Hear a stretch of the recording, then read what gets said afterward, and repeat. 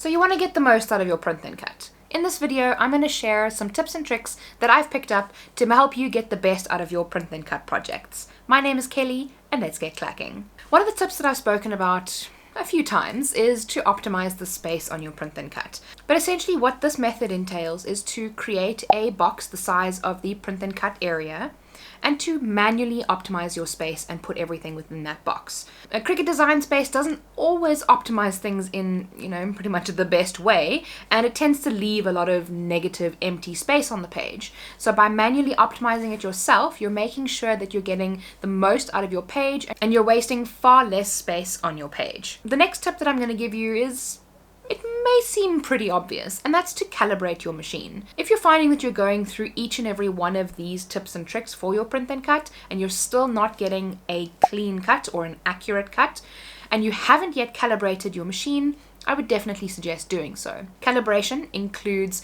printing out a page, then you will load it onto your mat and use it in the normal print then cut fashion, so it will register the page and it will cut a little block in the middle.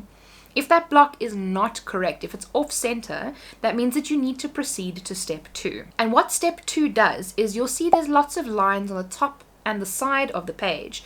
What it'll do is it'll cut each of those lines and then ask you to manually enter which one of those lines it cut the best, or the most accurately is probably a better way of phrasing it. And by doing that, you're essentially telling the machine exactly where it's printing and where it's cutting, so then you'll have a much better print then cut result. So this next tip is very important for those of us that love printing on glossy sticker paper. Glossy sticker paper very often brings, it's just that next level gorgeous. But unfortunately, it comes with a next level of problems. And that is mostly due to the glare.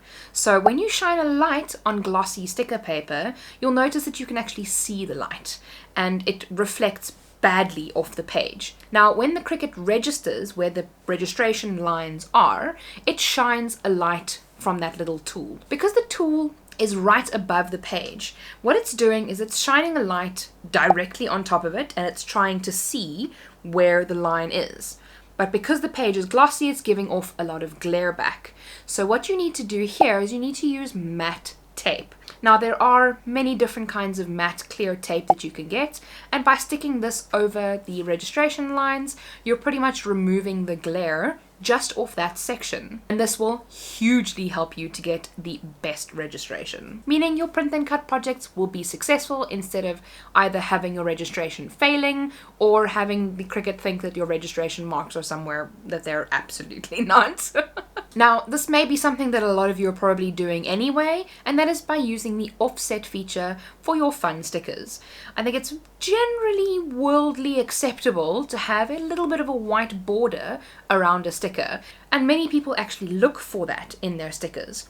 So by using the offset feature and by adding a smallish offset to your sticker, not only are you increasing the chances that your print then cut project will succeed, because by cutting right on the edge line of your sticker, you're going to have to make sure that everything else is, pretty much 100% perfect to get that line perfectly aligned. But by having the offset, you probably won't notice as much if your registration isn't 100% perfect. Maybe if it's like 99.9% perfect and you have maybe 0.35 of a millimeter on the one side and maybe 0.3 of a millimeter on the other side of the sticker. And this will of course mean that your print then cut project will be a lot less stressful. Now, going off the back of what I've just said with regards to not using an offset, and that's to use the print bleed feature. Please note that if you are using an offset, you will not need to use the print bleed, and you should not use the print bleed as it could potentially mess up your stickers.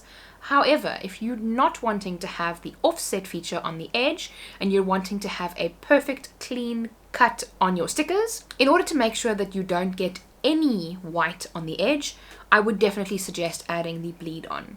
And what the bleed feature does is it adds a couple of pixels or so to the edge of the design, and that means that if your cut isn't 100% perfect, you won't necessarily notice because it'll just be the edge of the color. So let's say you've got a green frog and the outline of the frog is obviously green. What it'll do is it'll take that exact shade of green and add it a little bit on the edge And if it doesn't cut 100% perfectly, instead of having a little white edge on the one side, you will then have just a slightly bigger green edge. The next one is to use Removebg. Now, this is a website that helps to remove the background of images. So if you have a photo, as an example, and let's say you have a picture of a horse and you want to do a little fun sticker of just the horse's head, but you've got, the stable in the background or the field or whatever the case may be. By taking it to remove.bg, you can remove the entire background of that image and just have the horse's head. Then you'll be able to save it as a transparent PNG, so it'll just have the horse's head and the rest of the file will actually be transparent, and you can load it into Cricut Design Space as a print then cut image to use on that side. And then you can make your own beautiful little personalized picture stickers. If you are using non-white paper, you may struggle with some registration marks. So you can measure out the dimensions of where the printer will actually be printing the registration marks and use white sticker paper cut into strips so that it will use that as registration marks and it'll actually print on the white paper. Now, this may take a little bit of trial and error on your part, depending on how big your design is. If you're not using the entire space on your page, you may have some problems here and there, but it is a great alternative to use if you're struggling with printing on non-white sticker paper. Now, the next one is got a lot to do with your actual registration, and that is to make sure that your lighting is very even. If you've got a very, let's say right here on my hand, we can see that there are some very sharp lights on that side. So if you have very sharp lights and very deep shadows, then that can throw off the registration. But if you have an evenly well-lit room, the light that's going on top of that won't have as much of a problem in reading the registration marks. You're much more likely to get a far better result. My next tip is something that I also want to do a little bit of a bigger video on, and that's 3D printed parts for your Cricut. So if you are interested in watching a video like that, please let me know in the description, and then I'll know to compile a video like that for you, because I've got quite a few things that I've already 3D printed for my Cricut or for my Cricut accessories that I can use. And if you want to see that video in the future, make sure to subscribe to my channel. So this 3D printed part has pretty much been a game changer when it comes to my print then cut projects. And that is a page propper. I don't really know what the correct word is for this one, but that's kind of what I'm calling it. So essentially what this does, or a page extender, I suppose. So essentially when you're using your print then cut, your mat is kind of hanging off the end of the tray. And by doing that, you're creating, hills and valleys on your Cricut mat. So what this does is it props up the page so that it is entirely flat. And this has made me have pretty much perfect registrations.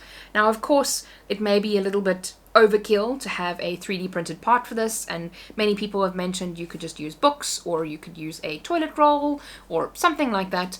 But I didn't have any of those around, and I know, weird, but keen on looking for something that I could 3D print because I love an excuse to 3D print anything, and this was a great option to just slip it on, print it, pull it off, and it's something small that I can pack away. And it really made a very big difference in my registrations, which means that my cuts were pretty much perfect when I used this. Next, we're talking about lamination. Now, I know a lot of people want to have waterproof stickers, and of course, when it comes to the majority of household printers, the printable vinyl that you're using, the actual vinyl itself, will more than likely be waterproof. However, the ink that you're using to put onto the printable vinyl more than likely isn't, unless you're using, an eco-solvent printer, which those are horrifically expensive. So chances are you and I, as people that aren't having massive businesses, we're just running little small business out here, we don't have those big printers. Now, in order to make sure that your stickers are going to be laminated,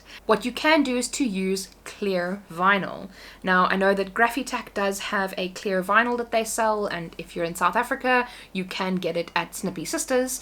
And what you'll do here is to cut the vinyl down to the size of your sticker area. Now, it's very important that this doesn't cover the registration marks. And if you do end up covering your registration marks with your clear vinyl, then just make sure that you use your matte tape on that to mattify those registration marks. As like we spoke about before, the glare from anything glossy will kick back into the Cricut, the little camera lens that it uses to detect where the lines are, and that will mess up your registration. So make sure that you're using the matte tape hack. If you're looking for some more Cricut tips, I will leave a playlist up here that you should definitely check out. Don't forget to subscribe, and I'll see you in my next video. And remember, be kind to someone today.